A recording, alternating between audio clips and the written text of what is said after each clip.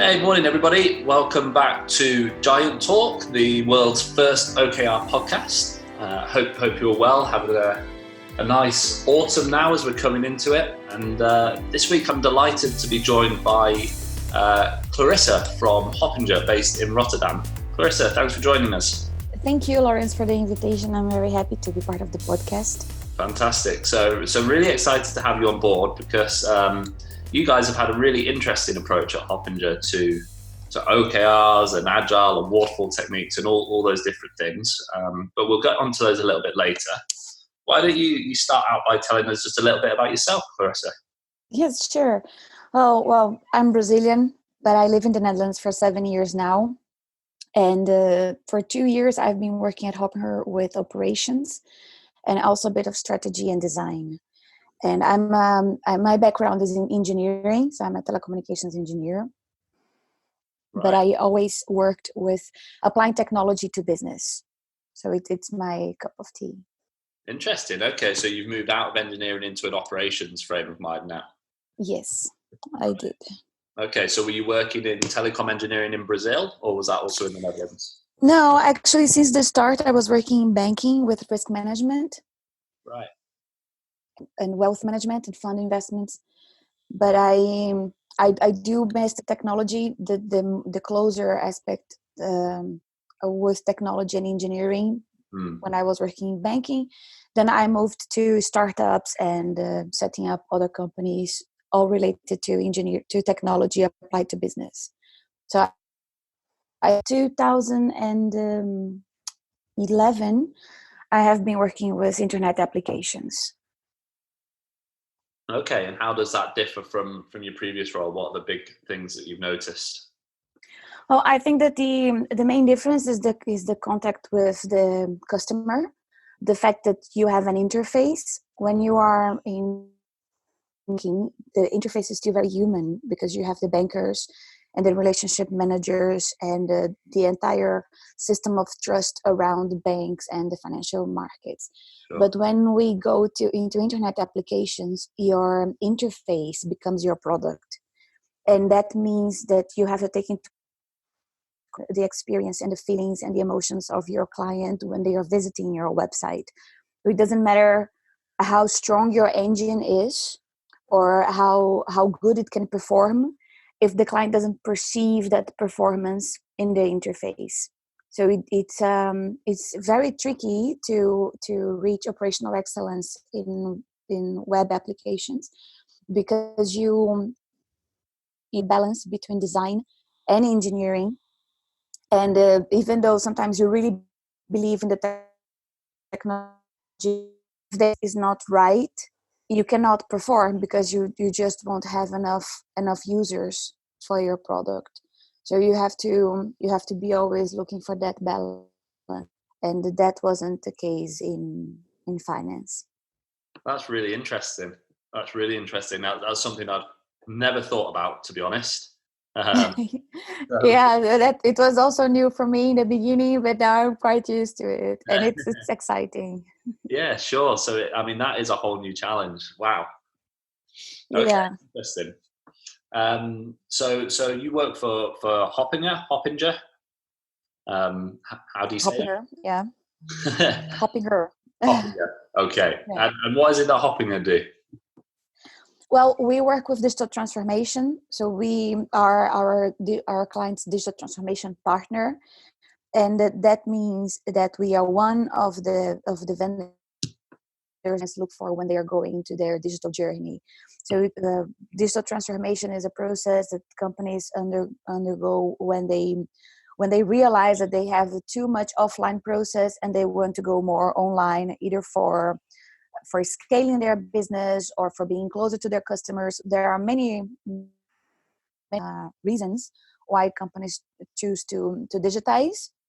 And when they do so, they have to look for several partners because digitalization is not only building a website or hiring a software or getting a new back-end solution. It's also the change in the business model, because you start talking to different clients, different generations of clients, and it's really difficult one vendor to provide all the services. So usually a company has to build a network of suppliers that will help in different parts of that journey. I see. And And is that what you guys do then? You provide that network? no, we are one of the suppliers for the interaction between our client and their client. So if you think in a very simplified way about a digital presence, you are talking about three layers. You are talking about what we call a back-end layer, and that's like the hardcore systems that you use as CRM systems or product management systems. You have the central engine, Yeah. and you have a front end landscape, and that's the interface with your client. And the central engine is basically making the connections between your product database, your customer database, and the profile of the clients coming to your digital interface. We do mostly the middle to the front end. So we don't go into the software and into the systems that companies use in their own organizations. We stay in the interface with their customers, and we go a bit into the middle, because for us it is very, very important to make a proper connection between the interface and the backend systems. So that's what that we do. So we usually work with other partners. We don't work alone. Sure. So what's the biggest challenge then in the digital transformation process that you find most clients have? Well, the most clients want to provide their own clients with a customized experience and a very personalized experience. That's the entire appeal of going digital, right? That you can have the data of your visitor on spot, and you can adapt your experience to that customer. On the other hand, the backend systems are pretty much out of the shelf. So it's not that you can just go to IBM or to Microsoft or to Oracle and tell them that you want a very customized software for your company. You can even do that, but you have to be very big to do so. Right. Because most of these systems, they work better in a certain way. It is proven already that it's better to take the standard approach. So it's a bit of a contradiction that you have a very standard system in your backend managing your product or your CRM to use that data in a very customized way to give your customer the best experience for his or her needs. Right. So for us, because we work in the interface side, that ends up being the most difficult part, because we have to really find new ways of connecting what we do with the standard systems and give the client the feeling that they are getting something for themselves, or very tailored solutions. Okay. Right. And how long has Hoppinger been going as a business? Hoppinger is 17 years old. So we have been in the market for 17 years. We started as a website development company. Right. In the early days when websites didn't even have a CMS system behind it, and CMS is a content management system. And we saw the whole process of having like WordPress and other solutions to the point that we are now, that we don't need a CMS because we can access data online, because we have better data processing solutions nowadays. And so we migrated from building websites to really creating digital experiences in this past 17 years. We are 85 people now, and every 2 years we grow. I think that in the past 10 years, every 2 or 3 years we double. Wow. Okay. Yeah. So a lot of growth then. That's really interesting. Yes. It shows also the trend in the industry. Absolutely. So what's your role within the organization then, Clarissa? I'm chief of operations. Okay. I joined Hoppinger to spin off a company the partners had a business idea coming from an internal department, so they hired me to spin off that idea into a separate company.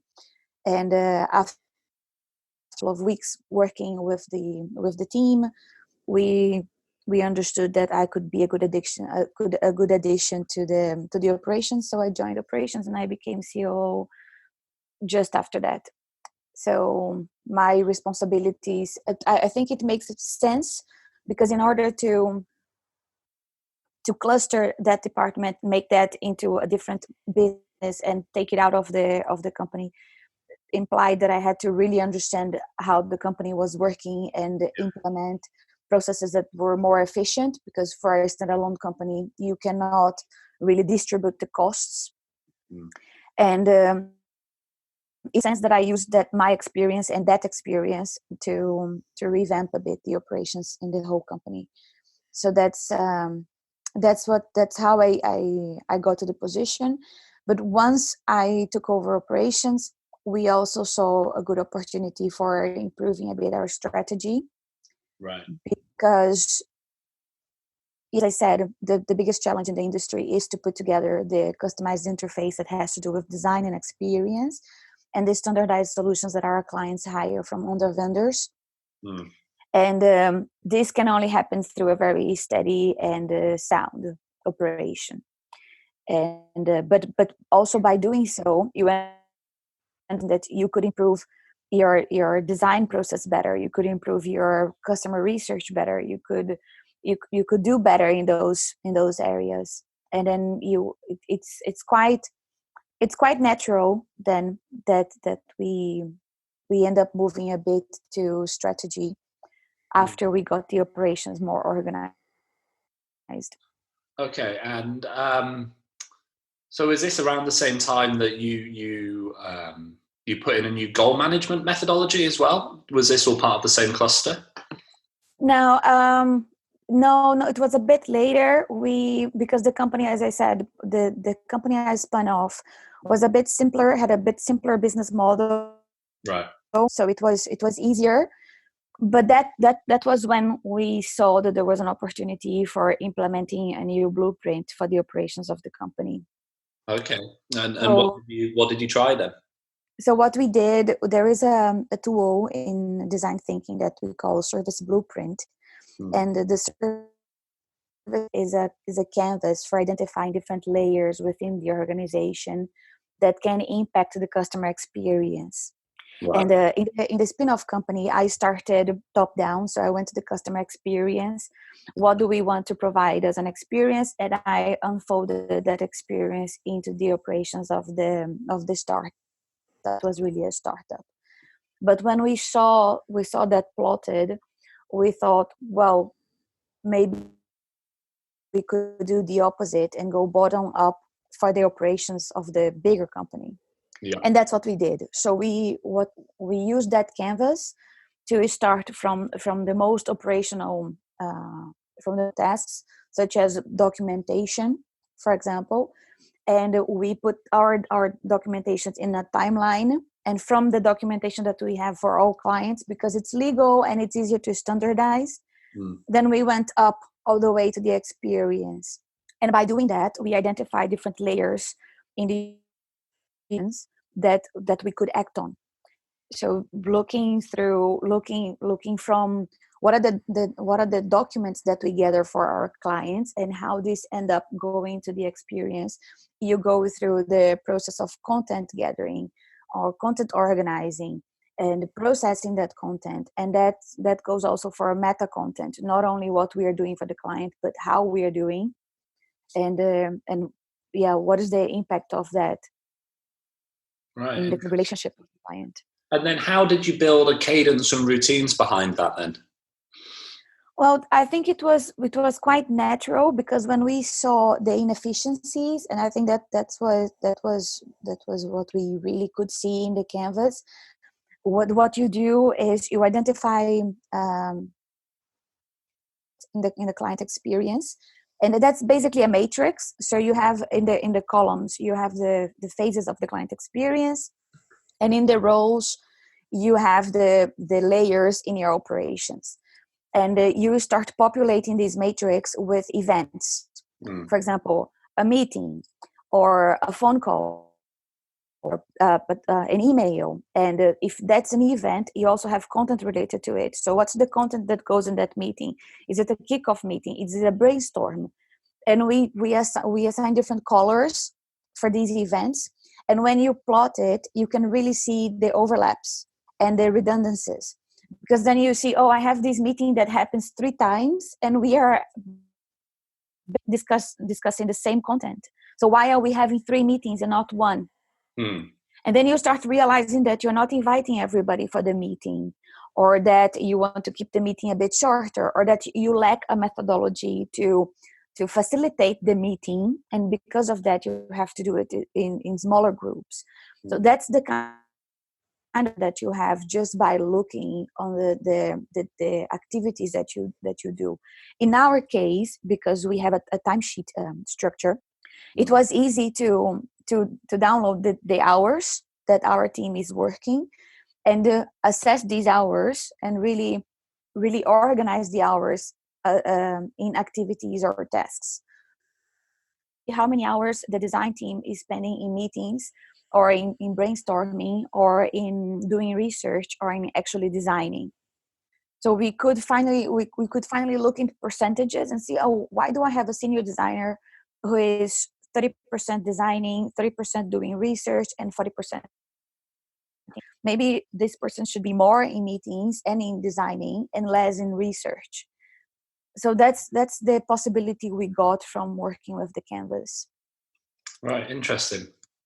So am I remembering correctly from when we had our original research call, Clarissa, that you kind of found yourself as a bit of a juncture, didn't you, between your strategy and where you wanted to take the company at the time?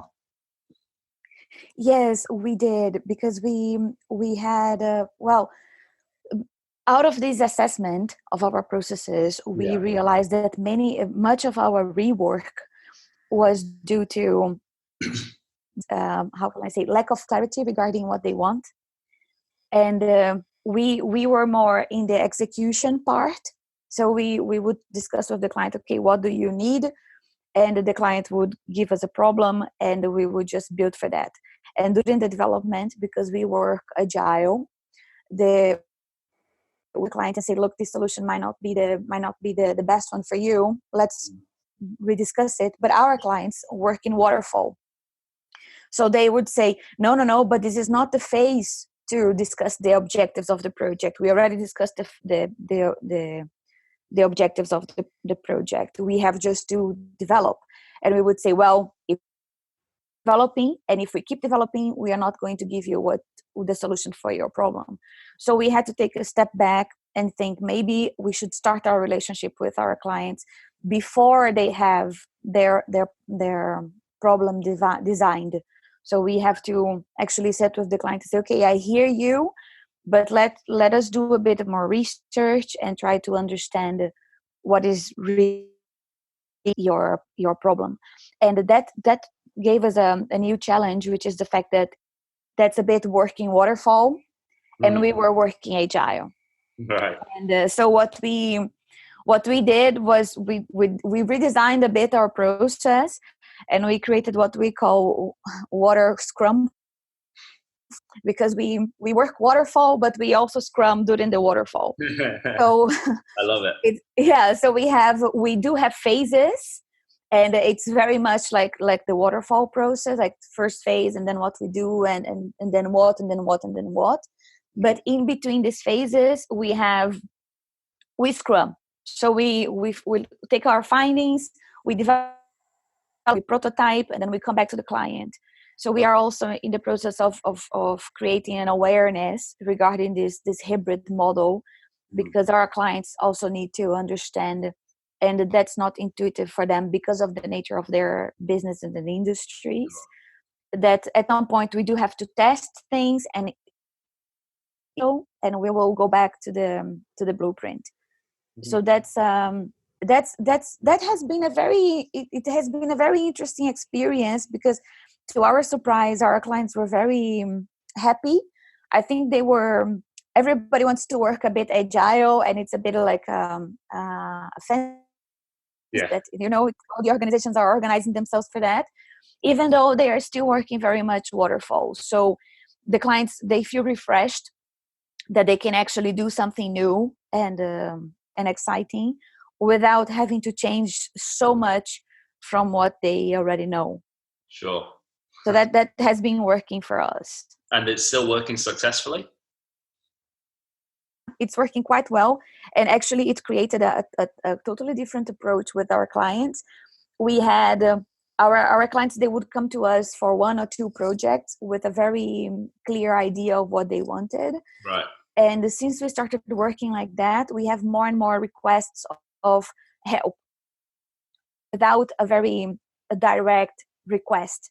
So they more clients come to us and say, well, I have this budget here, and I this is what I want to achieve, but I don't know how to start. So it really changed the conversations with our clients, even our current clients, because only 22% of our revenue comes from new clients. So it's good to see that our the clients that we have in the house, they can change their perspective with us. So how do you start then? If I was a prospective client and I came along and said that I would like you to help me and my organization put together a digital transformation strategy, where would you start with something like that? We would start discussing KPIs and your business model. Right. So how do you, where is your revenue coming from, and where are you spending your money on? And then we would ask for, how do you measure that? And we would discuss how you could measure that with a digital approach. So if you have sales, if you are selling, let's say curtains, and you were selling curtains to Europe, and you could say, no, we have relationship managers all over Europe, and they are selling curtains log, and we just get the orders by fax. So we say, okay, so your KPI is the number of curtains. Yeah, but we also want to increase the variety of curtains we sell.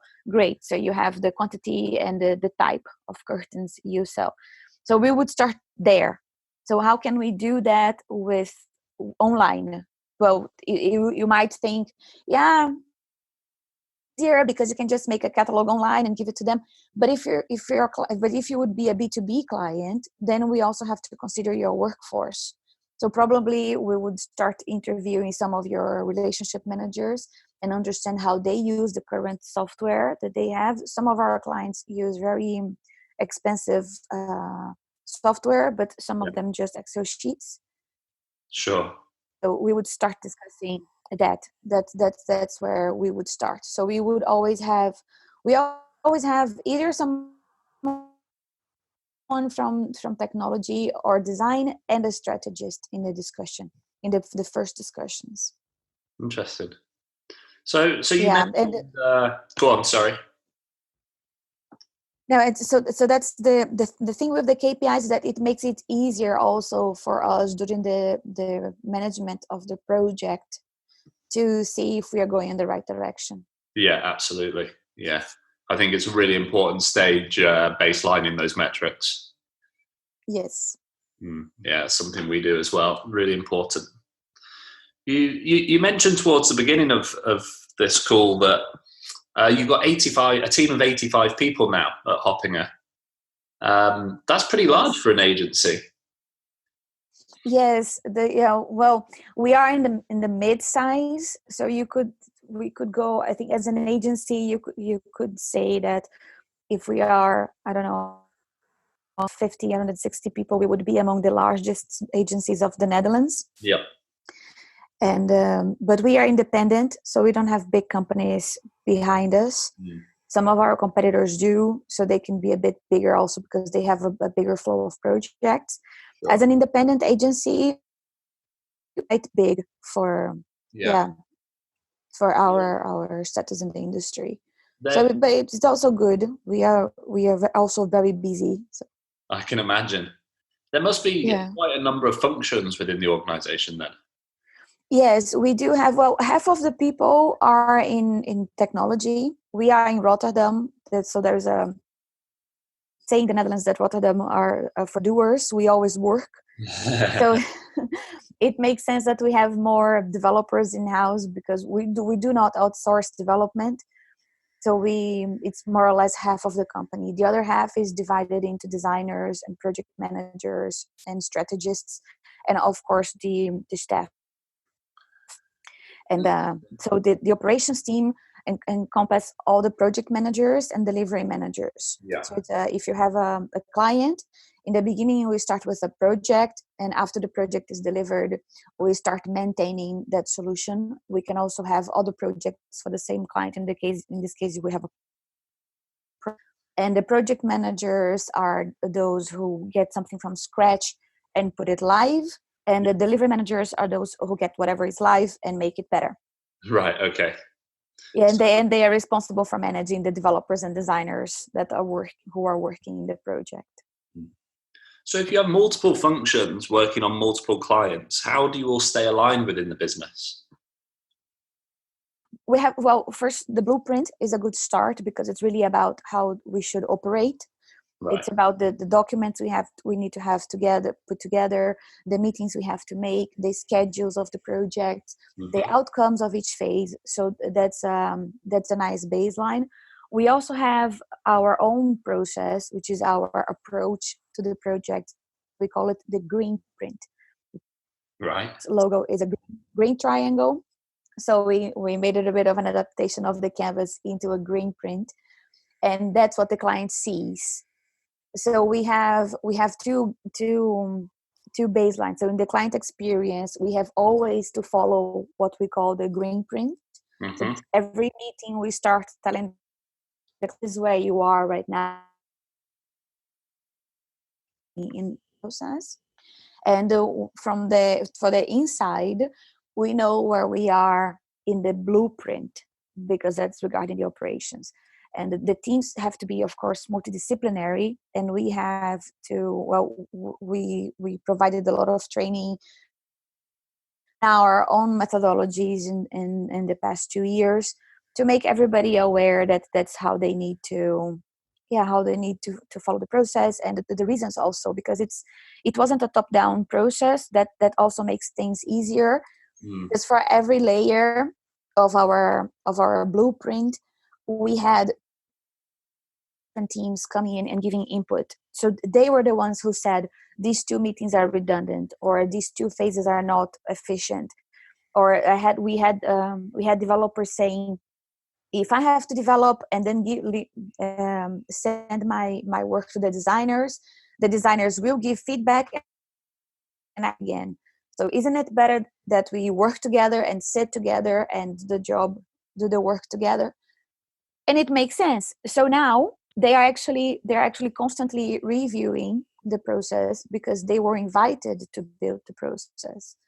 And I think that makes the difference because it's easier to be aligned when you are working with something that you created. Absolutely. Yeah, that's really interesting. So what's current strategy for Hoppinger then? Well, we believe that we could go into a business model that is less based on timesheet and hours, and more based on products and delivered value to our clients. That's not how the industry works. Agencies still work pretty much based on hours. So that's a challenge for us because we don't have a bench to do that. It's not easy to find another agency or even consulting companies who went from an hourly-based business model to a product-based business model.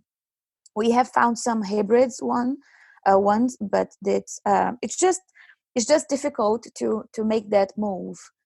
And like to do because we are growing very fast. Our clients are also growing, and we have targets related to our margins. Right. And those targets are then unfolded into how the operation should go. So we know how much money we have to make, how much money we have to spend, and how much money it costs to allocate our people in different activities. So that's a bit the puzzle we make. And we understand that the hourly based business model is not scalable as tech. And so now that's what we are busy with, finding a way of, without changing or making minimal changes in our clients' experiences, to change the inside of our blueprint and really work on our operations to shift our business model. Interesting. So what lessons have you learned then since becoming COO at Hoppinger? I think that the biggest lesson for me when it comes to operations is that it's really about the people. As an engineer, I was very much focused on the process. Right. So yeah, like how can we make this more efficient? Yeah. And I learned that especially in the creative industry, the more efficient you are, the more you lose as creativity and freedom and autonomy for the people in your team. And by giving them the freedom and the time and the space to be creative, we ended up having a more efficient process. And that's counterintuitive for an engineer, at least, because who used to work in banking and financial markets, for me it didn't make a lot of sense. But yeah, so it was new, because my previous experience before Hoppinger was in setting up startups, and in the beginning, process really matters, right? Because that's people get aligned. But in our case at Hoppinger, we already had a team full of incredible people, very talented people, very creative, and what we had to do was to just give them the space. So we had to increase the duration of some meetings and create some redundancies in the teams, but Right. that and giving them the space to find ways to be more efficient, and that make things easier for me from a CEO perspective, just to sit back and say, okay, if you tell me that this process works better for you, let's find a way to put that process in the blueprint, because then if it works for everybody individually, we will have a better result as a group. 100%. Well, fantastic. That's been a really interesting conversation today, Clarissa. Thank you so much for joining us. Great, it was a pleasure. It was great to be here. Good. And we were chatting before we came on, and we were both saying how rainy it is in our current city. So hopefully the weather cheers up for us both over the course of the day. Get outside and get some fresh air. Yes. But to our listeners all around the world, hopefully you guys have got better weather than us. I know we have a lot of listeners in a lot nicer climates than Manchester and Rotterdam. And if you're interested in hearing more, then please get in touch with us, guys. Drop us a message on LinkedIn or Twitter, wherever you guys use social media these days. And also just to let you know that There Be Giants have now just published our 2019 research paper, which is a fascinating study all about how companies are using OKRs and the experiences they've had and the lessons they've learned along the way. So that's now available on therebegiants.com. Just head to the tools page and download it. And of course, there's loads of other useful bits and bobs on there as well. But stay subscribed to the podcast and look forward to hearing from you again next week. Cheers, everyone. Bye.